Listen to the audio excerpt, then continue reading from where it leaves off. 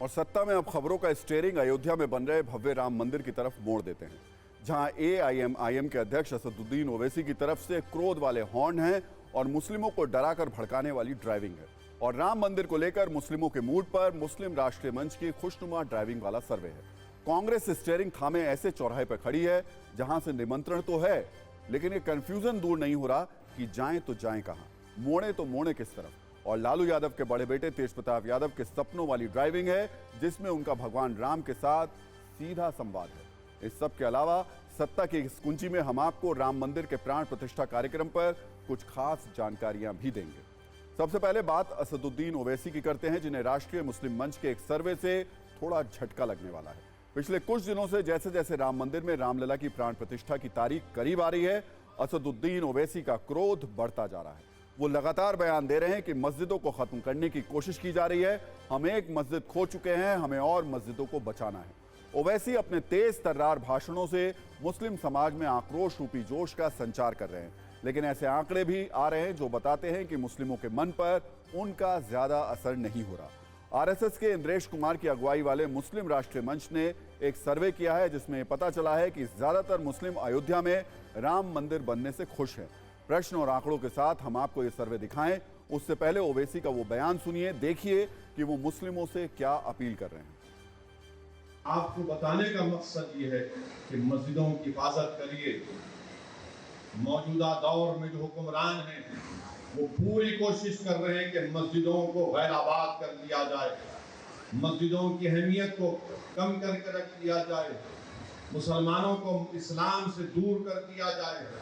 इसलिए हमारी जिम्मेदारी है कि हम मस्जिदों की हिफाजत करें। और कुदरत हम और आप से पुकार पुकार कर कह रही है कि तुम एक मस्जिद को खो चुके, वो तुम्हारी गफलत की वजह से हुआ था। अब आपको वो सर्वे दिखाते हैं जिससे कम से कम असदुद्दीन ओवैसी तो सहमत नहीं होंगे। इस सर्वे में मुस्लिमों से सवाल किया गया कि क्या वो अयोध्या में रामलला का मंदिर बनने से खुश हैं। 74% मुसलमानों ने कहा कि वो मंदिर निर्माण से खुश हैं। अगला सवाल था, क्या मुसलमान मोदी सरकार पर भरोसा करता है। 70% मुसलमानों ने कहा कि वो मोदी सरकार पर भरोसा करते हैं। एक सवाल यह भी था कि क्या विपक्ष के पास मुद्दा नहीं है। 72% मुसलमानों ने इस पर सहमति दी और माना कि हां, विपक्ष मुद्दा विहीन है। एक और महत्वपूर्ण सवाल यह था कि क्या भारत विश्व शक्ति बनकर उभरा है। 70% मुसलमानों को लगता है भारत विश्व शक्ति बनकर उभरा है। इस सर्वे के नतीजे के आधार पर दूसरी किस्म का माहौल बनाया जा रहा है। कई लोगों को इस सर्वे से पुश मिला है। वो ये कह रहे हैं कि मुस्लिमों की करीब 2/3 आबादी मोदी सरकार से खुश है। हालांकि ये सर्वे राष्ट्रीय मुस्लिम मंच का है, जिसका संचालन RSS के इंद्रेश कुमार करते हैं।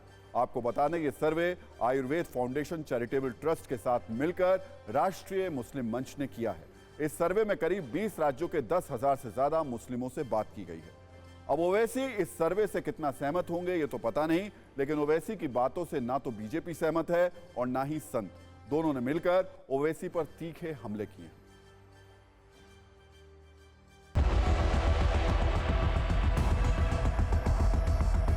ओबीसी तो ये BC है, ये OBC नहीं है, BCA है। ये तो दंगाई आदमी है, ये दंगा फैलाने का इनका नियत है। ये दंगा फैलेगा, जो दंगाई होगा उसका नाश हो गया। और सुन लो, OBC और BAC, ये राम की धरती है, रोम की धरती नहीं है। एक मुस्लिम समुदाय के खिलाफ ये महापाप कर रहे हैं। बाबर के साथ, बाबरी के साथ मुस्लिम युवकों को, मुस्लिम समाज को जोड़ करके ये मुस्लिम समाज के साथ महापाप कर रहे हैं। राष्ट्रवादी मुसलमान हैं, इनको ऐसे लोगों को जवाब देना चाहिए। ये आतंकवादी विचारधारा के लोग हैं और इन लोग समाज में केवल भ्रांति फैलाने का कार्य करते हैं। राम मंदिर इनसे पच नहीं रहा है, इसलिए अनाप शनाप बयान ये दे रहे हैं। ऐसे लोगों के ऊपर कठोर कार्रवाई होनी चाहिए और ऐसे लोगों को जेल में डाल देना चाहिए जो सामाजिक ताने बाने को छिन्न भिन्न करने की कोशिश कर रहे हैं। आतंकवादियों को उकसाने के लिए मुस्लिम आतंकवादी उत्तेजित होकर कुछ खुराफात करे, इसके लिए ओवैसी भारत के मुसलमानों को उत्तेजित करने के लिए और उनको आतंकवादी बनाने के लिए ये ऐसा षड्यंत्र किया जा रहा है। असदुद्दीन ओवैसी बहुत क्लियर हैं कि उन्हें मुस्लिमों को क्या समझाना है। राष्ट्रीय मुस्लिम मंच भी अपने सर्वे में राम मंदिर पर मुस्लिमों के रुख को क्लियर कर रहा है, लेकिन एक जगह बहुत कंफ्यूजन है, वो है कांग्रेस पार्टी। एक तरफ तो कांग्रेस अध्यक्ष मल्लिकार्जुन खड़गे, सोनिया गांधी और अधीर रंजन चौधरी ने प्राण प्रतिष्ठा का निमंत्रण अस्वीकार कर दिया। दूसरी तरफ यूपी में कांग्रेस के नेता राम यात्रा कर रहे हैं। पार्टी के यूपी प्रभारी अविनाश पांडे और प्रदेश अध्यक्ष अजय राय के नेतृत्व में कांग्रेस के लोग अयोध्या पहुंचे, सरयू की पूजा की, हनुमानगढ़ी गए और फिर रामलला के दर्शन किए।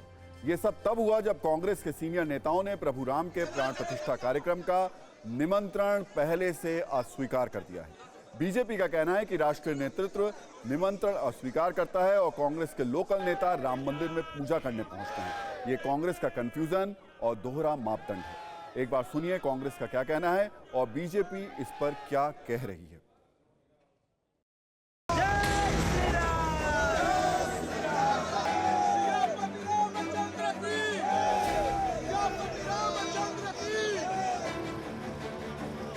भगवान के दर्शन में निमंत्रण है, किसी के घर का कार्यक्रम नहीं है। भगवान सबके हैं, हम सबके हैं। निमंत्रण भगवान के दर्शन, आप कहा जाता है कि भगवान जब बुलाते हैं, भगवान का आदेश हुआ दर्शन करना, हम लोग आए दर्शन करने के। ये भाजपा का काम है, पॉलिटिकल उसको करना। कांग्रेस का ये दोहरा चरित्र जो है देश देख रहा है। प्राण प्रतिष्ठा समारोह का निमंत्रण दिया जाता है, उसे ठुकराते हैं। तीसरी तरफ अपने कुछ नेताओं को दर्शन के लिए भेज देते हैं, तो दुविधा में दोनों गए, माया मिली न राम।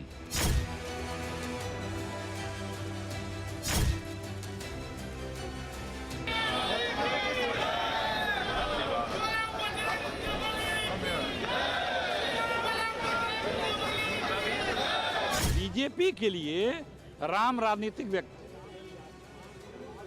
जो श्रद्धा है वो राजनीतिक है, जो सनातन धर्म है वो राजनीतिक है, जो धार्मिक मर्यादाएं हैं, जो हमारा रीति रिवाज धर्म का था, उसके अनुरूप करना चाहिए था ना।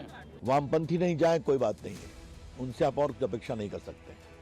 लालू प्रसाद नहीं जाए कुछ अपेक्षा नहीं कर सकते हैं, लेकिन कांग्रेस पार्टी जिसने इस देश पर 55-60 साल राज किया है, अगर उसका ये हाल हो तो लगता है कांग्रेस का भविष्य खत्म ही है।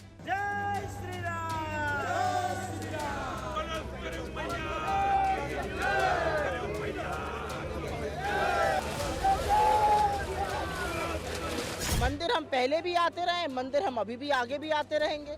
मंदिर आने के लिए हमें भाजपा का निमंत्रण नहीं चाहिए। भाजपा कहां से धर्म की और हमारे इष्ट के बीच की ठेकेदार बन गई है।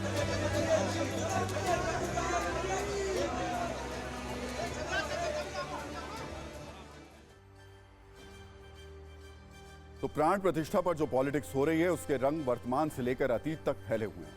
कांग्रेस की दुविधा देखिए, एक तरफ राजीव गांधी के दौर में अयोध्या में ताला खोलने वाला अतीत है, तो दूसरी तरफ 2024 में राम मंदिर से दूरी बनाने वाला वर्तमान हाईकमान है। भले ही कांग्रेस के राष्ट्रीय नेता राम मंदिर से दूरी बना रहे हों, लेकिन क्षेत्रीय नेता दर्शनाभिलाषी के रूप में राम मंदिर पहुंच रहे हैं। ये सब देखकर बीजेपी वोटाभिलाषी हो गई।